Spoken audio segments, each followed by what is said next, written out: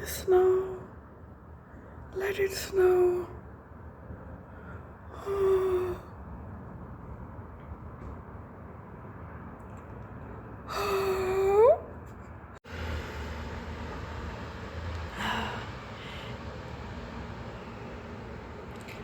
A little bit snow. Oh. For those of you who have never seen snow, this is snow. Everything is turning white here soon. And winter season is one of my favorites.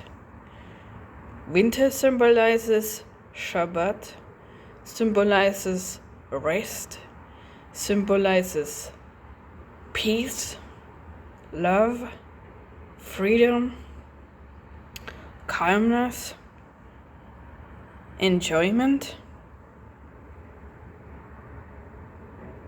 and coziness.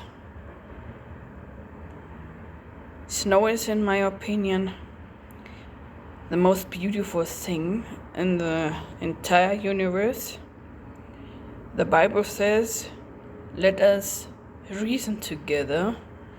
If your sins are red like blood, I will purify it so that you become like white as snow."